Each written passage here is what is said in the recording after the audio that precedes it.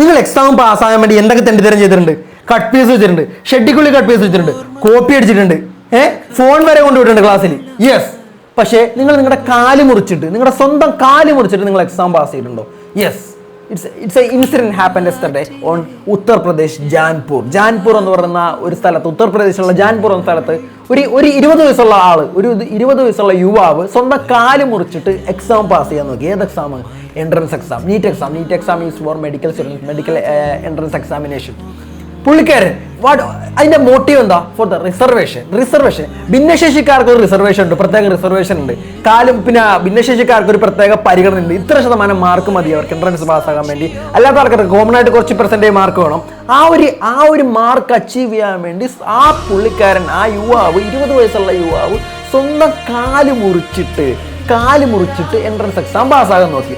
പോലീസിനെ ഡിറ്റക്ട് ചെയ്ത്, പോലീസ് ഇത് ഐഡന്റിഫൈ ചെയ്തിട്ട് പോലീസ് ഈ പുള്ളിക്കാരൻ്റെ ഏതോ ഫ്രണ്ടിനോട് ചോദിച്ചു അങ്ങനെ കാര്യങ്ങൾ അന്വേഷിച്ചപ്പോഴാണ് പുള്ളിക്കാരൻ ഇതിനു വേണ്ടി കാല് മുറിച്ചാണെന്ന് മനസ്സിലാക്കാൻ സാധിച്ചത്. എന്തുകൊണ്ടാണ് ഇങ്ങനെ നടക്കുന്നതെന്ന് നിങ്ങൾ ചിന്തിച്ചിട്ടുണ്ടോ? ഫസ്റ്റ് കാര്യം, റിസർവേഷൻ.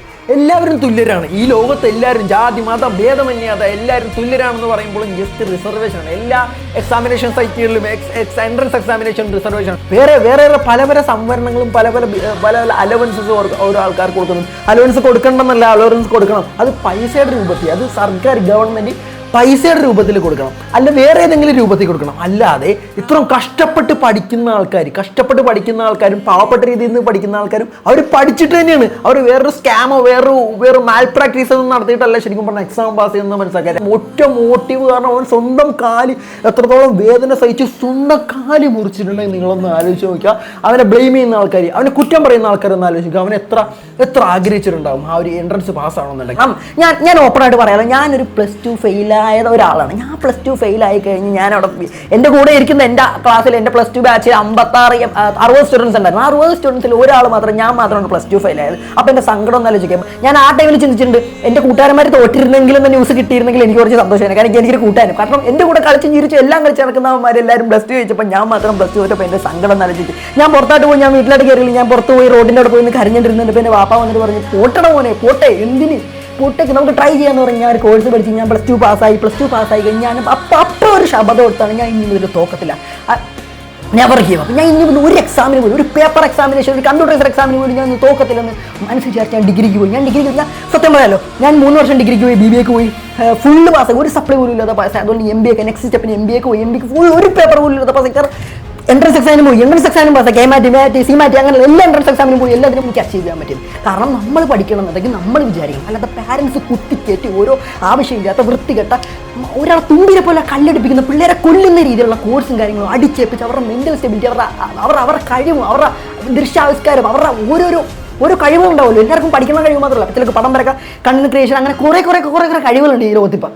നിങ്ങൾ അടിച്ചേൽപ്പിക്കരുത്. നിങ്ങൾ പാരൻസാണ് മക്കളെ കൊല്ലുന്നത്, നിങ്ങളുടെ മക്കളെ കൊല്ലുന്നത് നിങ്ങളുടെ പാരൻസാണ്.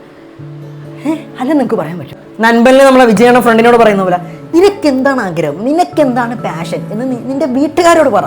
അടിയടിയും പിന്നെ വഴക്കും കാര്യങ്ങളൊന്നും ഉണ്ടാക്കാത്ത സൗമ്യതയോടെ അവർ കേട്ടിരിക്കടാ. വീട്ടുകാരോട് പറ, അമ്മേ അച്ഛ എനിക്ക് ഇന്നതാകണമെന്നാണ്, എനിക്കൊരു ബിസിനസ് തുടങ്ങണമെന്നാണ്, അല്ലെങ്കിൽ എനിക്കൊരു ഡ്രോയർ ആകണമെന്നുണ്ടെങ്കിൽ എനിക്ക് എൻ്റെ കഴിവ് അംഗീകരിക്കാൻ, എൻ്റെ കഴിവ് പുറത്തിറക്കാൻ നിങ്ങളൊരു അവസരം, എനിക്ക് ഒറ്റ അവസരം നിങ്ങൾ, അല്ലെങ്കിൽ നിങ്ങൾ പറയുന്ന പോലെ എന്ത് വേണമെങ്കിലും ഞാൻ ഒന്ന് കേൾക്കണം. സൗമ്യതയോടെ ഒരു ഹഗ്ഗൊക്കെ കൊടുത്തുകൊണ്ട് ഒന്ന് പറഞ്ഞു നോക്കി, അവർ കേൾക്കും. ഞാൻ ഈ ക്ലാസ് വെച്ചിട്ട് ഒരു കാര്യം പറഞ്ഞോട്ടെ. ഞാൻ MBA കഴിഞ്ഞിട്ട് ഇപ്പോൾ 3 മാസം. എൻ്റെ ഫാദർ ചോദിച്ചു, എന്താണ് ചുട്ടാ നിന്റെ ഫ്യൂച്ചർ പ്ലാൻ എന്ന് ചോദിച്ചപ്പോൾ ഞാൻ പറഞ്ഞു, അപ്പോൾ എനിക്ക് വീഡിയോ ചെയ്യണം, വീഡിയോ എൻ്റെ പാഷനാണ്, വീഡിയോ എനിക്ക് ഭയങ്കര സന്തോഷം തരുന്നു എന്ന് പറഞ്ഞു. അതുകൊണ്ട് I am looking for a startup, നല്ലൊരു സാധനം കിട്ടിയ, നല്ല ഐഡിയ കിട്ടി, ഞാൻ ഒരു സ്റ്റാർട്ടപ്പ് തുടങ്ങാൻ ആഗ്രഹിക്കുന്നു എന്ന് പറഞ്ഞപ്പോൾ മൈ ഫാദർ സെഡ് യെസ്. പക്ഷെ ഉമ്മ സമ്മതിച്ചില്ല കേട്ടോ. ഉമ്മ സീനാണ്. ഉമ്മ too said yes, both said yes. അത്ര ഉള്ള കാര്യം ഒന്ന് പറഞ്ഞു മനസ്സിലാക്കിയാൽ മതി.